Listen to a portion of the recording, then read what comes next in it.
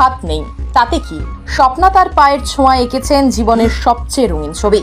পায়ের জাদুতে তিনি ফুটিয়ে তুলেছেন অবাক করা অনবদ্য সব শিল্পকর্ম। জাতীয় ও আন্তর্জাতিক পুরস্কারে সম্মানিত এই শিল্পীর ছোটবেলা কেটেছে অসংখ্য কষ্টে, কিন্তু অক্লান্ত পরিশ্রম আর অদম্য ক্ষমতা তাকে নিয়ে গেছে এক অন্য উচ্চতায়। তার ক্যানভাস যেন প্রাণ ফিরে পায় প্রকৃতি, কল্পনা আর জীবনের নানা রং।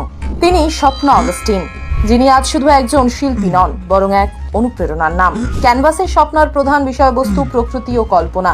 তার ছবিতে ফুটে ওঠে ফুল, প্রজাপতি, পাখি কিংবা মন গড়া দৃশ্য, যেন জীবনের রঙিন প্রতিচ্ছবি। আশ্চর্যের বিষয়, তিনি কখনোই পায়ে আঁকতে গিয়ে শারীরিক কষ্ট অনুভব করেননি। টানা 4-5 ঘন্টা পর্যন্ত তিনি আঁকতে পারেন। একটি ছবি সম্পূর্ণ করতে সময় লাগে 5-6 দিন। কিন্তু এই রঙিন পথ চলার শুরুটা মোটেই সহজ ছিল না। জন্মের পরই বুঝতে পারে স্বপ্নার দুটি হাত নেই। মা প্রথমে ভীষণ ভেঙে পড়েছিলেন। তখনকার সময় চিকিৎসা বিজ্ঞানের এত অগ্রগতি হয়নি, তাই আগে থেকে জানা সম্ভব হয়নি শিশুর এই অবস্থা। প্রথম সন্তান স্বপ্নাকে নিয়ে হতাশা থাকলেও বাবা মা দ্রুত সামলে নেন এবং তাকে যতটা সম্ভব স্বাভাবিক জীবনের সুযোগ করে দেন। পরে তাদের আরো 2 ছেলে 1 মেয়ে জন্ম হয়। সবাই সম্পূর্ণ সুস্থ, কিন্তু ছোট্ট স্বপ্না ভিন্ন ছিল। শৈশবটা তার সহজ ছিল না। প্রথম 4 বছর মাই ছিলেন তার একমাত্র সহায়ক। খাওয়া দাওয়া, লেখাপড়া থেকে শুরু করে প্রতিটি কাজে মায়ের হাত ছিল অবিচ্ছেদ্য। তবে ভাগ্যের চক্রে একদিন এক স্থানীয় শিক্ষক তাকে শেখাতে শুরু করলেন কিভাবে পায়ের আঙুল দিয়ে পেন্সিল ধরতে হয়। শুরুতে ব্যথা হতো, পায়ের আঙুল শক্ত হয়ে যেত, কিন্তু স্বপ্না হাল ছাড়েননি। ধীরে ধীরে তার পাই হয়ে উঠল তার হাত। 6 বছর বয়সে তাকে পাঠানো হয় প্রতিবন্ধী শিশুদের জন্য বিশেষ স্কুলে। সেখানে শেখানো হয় কিভাবে নিজের কাজ নিজে করতে হয়, খাওয়া দাওয়া, পড়াশুনো, বিছানা গুছানো, একে অপরকে সাহায্য করা। স্বপ্না সেখানেই আত্মনির্ভর হওয়ার শিক্ষা পান। পরবর্তীতে সাধারণ স্কুলেও পড়াশোনা করেন এবং সমাজের সঙ্গে মিশে যান।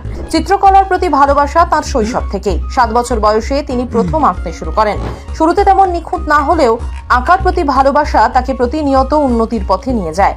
প্রথমে পেন্সিল, পরে অ্যাক্রিলিক রং আর ক্যানভাসে ঝলমল করে উঠতে থাকে তার সৃজনশীলতা। 1999 সালে স্বপ্না যুক্ত হন আন্তর্জাতিক সংস্থা mouth and foot painting artist association MFPA ইন্ডিয়ার সঙ্গে। এখান থেকেই তার শিল্প জীবনের আসল যাত্রা শুরু। নিয়মিত ছবি জমা দিয়ে তিনি বৃত্তি পান এবং নির্বাচিত কাজগুলো বিভিন্ন ক্যালেন্ডার, কার্ড ও প্রদর্শনীতে স্থান পায়। আজ তিনি শুধু কেরালাতেই নন, দেশের গণ্ডি পেরিয়ে আন্তর্জাতিক পর্যায়েও সম্মান কুড়িয়েছেন।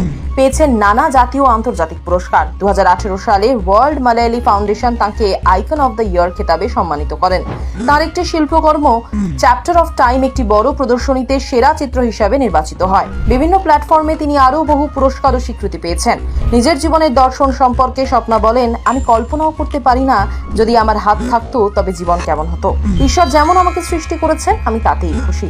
প্রতিভা যখন পাওয়া যায় সেটাকে কাজে লাগিয়ে সর্বোচ্চ কিছু করতে হয়।